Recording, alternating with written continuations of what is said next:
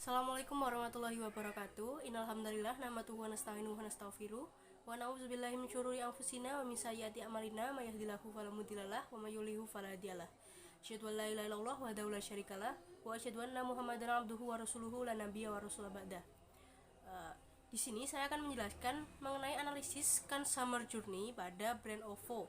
Sebelumnya, perkenalkan nama saya Deva Natasha Nolita, NIM 190700361 dari kelas Riset Media Buying B. Sebelum memasuki pembahasan lebih lanjut mengenai analisis consumer journey pada brand OVO, sebelumnya saya akan menjelaskan terlebih dahulu mengenai apa itu consumer journey. Nah, consumer journey sendiri merupakan perjalanan yang dilakukan oleh konsumen saat berinteraksi dengan suatu brand, dari mulai ia pertama kali mengenal brand tersebut, ia mengetahui produk yang ditawarkan atau fitur-fitur yang ditawarkan dari brand tersebut, lalu ia melakukan pembelian, hingga pada apa yang akan ia lakukan setelah ia selesai melakukan transaksi pembelian pada brand tersebut. Dengan demikian, dapat dikatakan bahwa consumer journey sendiri merupakan sebuah hal yang dimana saat kita dapat memahami consumer journey, kita dapat memahami pula pola pikir dari konsumen itu sendiri. Nah, selanjutnya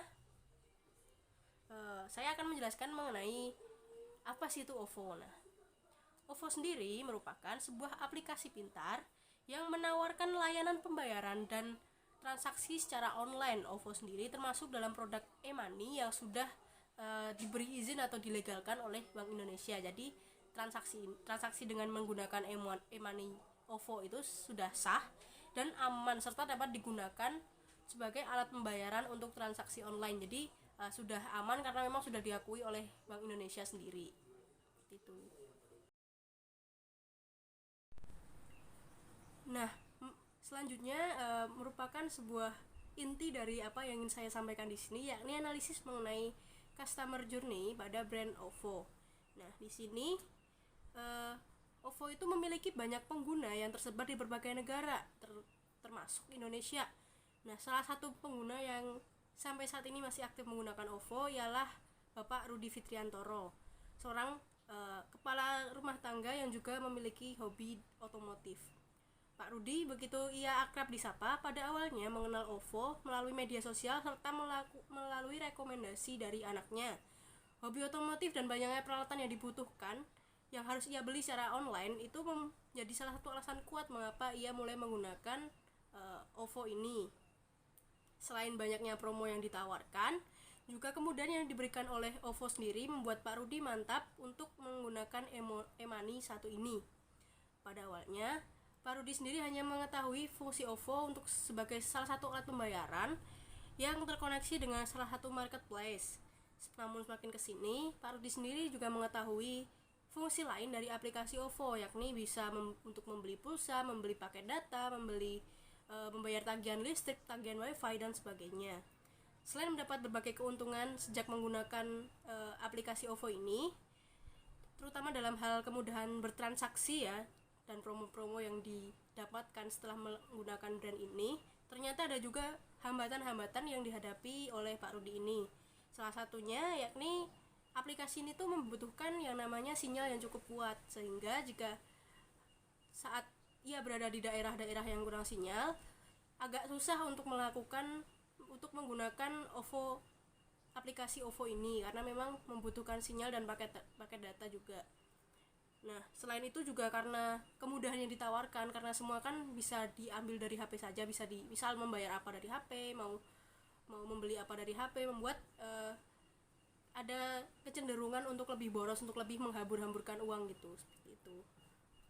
Nah, sebagai seorang konsumen, Pak Rudi merasakan beberapa hal semenjak ia menggunakan aplikasi ini. Yang pertama, yang jelas itu banyaknya kemudahan yang dirasakan, karena kemudahan-kemudahan yang ditawarkan OVO ini sangatlah banyak dan beragam ya, sehingga aplikasi ini sangat mempermudah dalam melakukan berbagai pembayaran yang dulunya harus ke ATM, harus ke minimarket dan lain-lain. Sekarang dengan menggunakan perangkat handphone pun itu sudah bisa.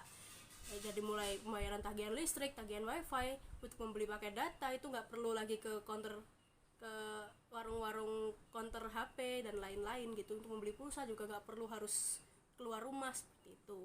Nah, yang kedua yang tadi sudah saya sebutkan, yakni bahwa tidak perlu keluar rumah untuk melakukan berbagai pembayaran, nggak perlu ke ATM, nggak perlu ke counter HP, nggak perlu ke minimarket, karena memang semua sudah tersedia di satu aplikasi ini. Nah, lalu dari kemudahan-kemudahan yang ditawarkan ini, ternyata juga Pak Rudi sendiri mengalami istilahnya efek negatif dari OVO sendiri, yakni karena kemudahan yang ditawarkan, transaksi yang dilakukan pun jadi lebih sering gitu, dan sehingga cenderung membuat boros.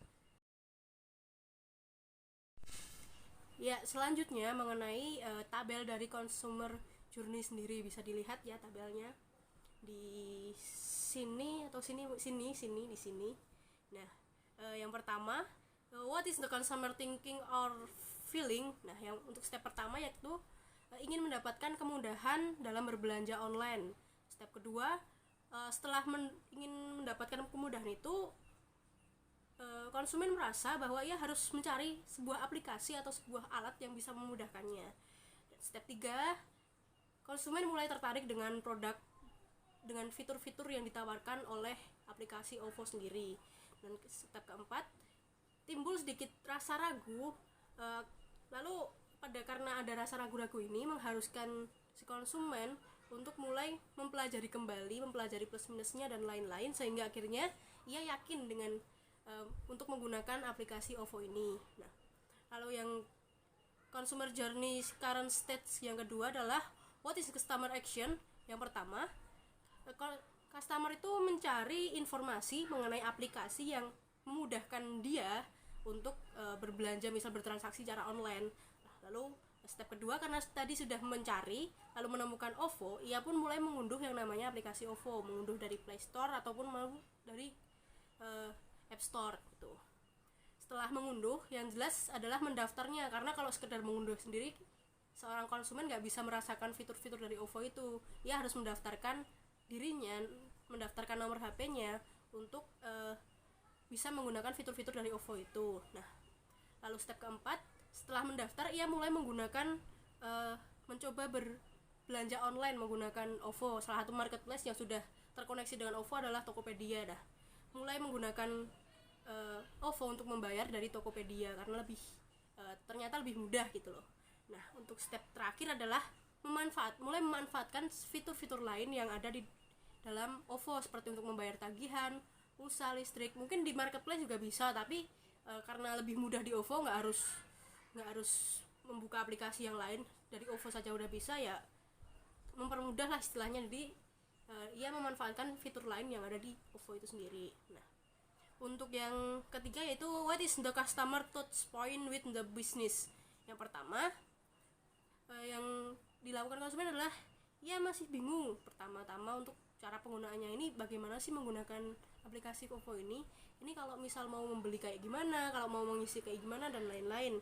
Nah, karena masih bingung, step selanjutnya adalah ia sedikit demi sedikit mengenali fitur-fitur dari OVO, mulai bisa belajar dari internet, bisa bertanya kepada orang lain yang mungkin lebih tahu, dan lain-lain.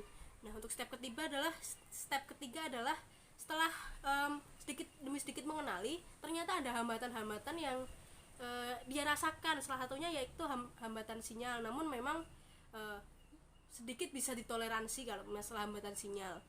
Nah, step keempat adalah karena ia merasa bisa mengatasi hambatan-hambatan yang ada saat menggunakan aplikasi OVO ini, pada akhirnya ia pun puas dengan apa yang ditawarkan oleh OVO. Nah, berlanjut ke step terakhir, yaitu ia memberikan rating atau penilaian kepada aplikasi ini di tempat dimana ia mengunduhnya, baik di Google Play ataupun di App Store gitu. Dan lalu customer journey current stage yang keempat ialah what do we want to change about this step. Yang pertama, meningkatkan kesadaran pengguna dengan iklan. Nah, dari OVO sendiri itu harus meningkatkan kesadaran pengguna harus lebih diedukasi lah mengenai apa saja fitur-fitur yang ada di OVO, untuk menghindari fitur-fitur yang malah tidak terpakai gitu. Menghindari konsumen yang hanya mengetahui bahwa OVO ya sekedar e-money biasa, maksudnya nggak ada fitur-fitur misal untuk membeli pulsa dan lain-lain. Nah, lalu yang step kedua adalah mempertahankan fitur yang sudah ada. Jadi fitur-fitur yang lengkap dari OVO ini jangan sampai ada yang dihilangkan. Karena apa? Karena memang fitur-fitur ini sangat berguna bagi konsumen. Kalau dihilangkan sangat sayang gitu loh. Konsumen bisa saja malah berpindah kepada aplikasi lain yang sejenis, misal GoPay, ShopeePay dan lain-lain. Nah, lalu yang step ketiga adalah mulai dari brand sendiri mulai meminimalisir penggunaan kuota pada aplikasi OVO. Mungkin ini bisa menjadi salah satu catatan penting ya. Mungkin dari pihak OVO bisa memberikan seperti mode hemat data dan sebagainya, jadi agar tidak terlalu menguras kuota gitu. Lalu yang keempat adalah memperbanyak fitur yang sudah tersedia. Fitur-fitur yang udah ada itu jangan dihilangkan, kalau bisa malah diperbanyak. Mungkin bisa saja nanti membayar biaya kuliah, mungkin membayar biaya pendidikan bisa lewat OVO. Tidak ada yang tidak mungkin gitu. Nah, yang terakhir adalah step kelima adalah meningkatkan keamanan dari aplikasi OVO sendiri. Karena kenapa harus meningkatkan? Karena kan ini berhubungan dengan yang namanya uang. Dan tentunya kalau tidak ditingkatkan keamanannya, konsumen sendiri merasa, wah, aku di sini nggak aman sih, di OVO nggak aman ya, aku lebih baik meninggalkan. Seperti itu kurang lebih contohnya. Nah, dan customer journey current state yang terakhir ialah how NRR, why will we make this change? Nah, yang pertama, karena untuk meningkatkan kesadaran iklan, yang jelas adalah mengiklankan OVO agar semakin dilirik konsumen. Nah, untuk meningkatkan kesadaran tanpa kalau nggak ada action untuk meningkatkan ya bagaimana gitu loh, nggak ada, cuman ada keinginan doang, nggak ada action juga nggak bisa kita lakukan gitu. Nah, yang step kedua adalah tidak mengubah fitur yang sudah baik untuk meminimalisir bug. Nah,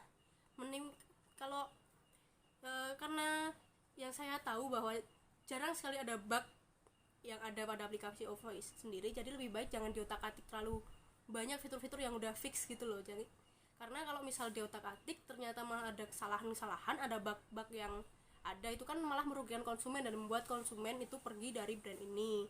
Nah, step ketiga seperti tadi, untuk meminimalisir penggunaan data, itu bisa menambahkan fitur pulsa atau data save pada OVO. Jadi orang-orang yang semisal memang, wah, kuotaku udah habis tapi aku harus membeli kuota dari OVO nih. Nah, ini bisa diminimalisir dengan menambahkan fitur pulsa atau kuota save pada aplikasi OVO. Nah, lalu step keempat adalah untuk memperbanyak fitur yang tersedia tadi, yaitu dengan meningkatkan dan memperbanyak fitur-fitur yang ada di dalam OVO.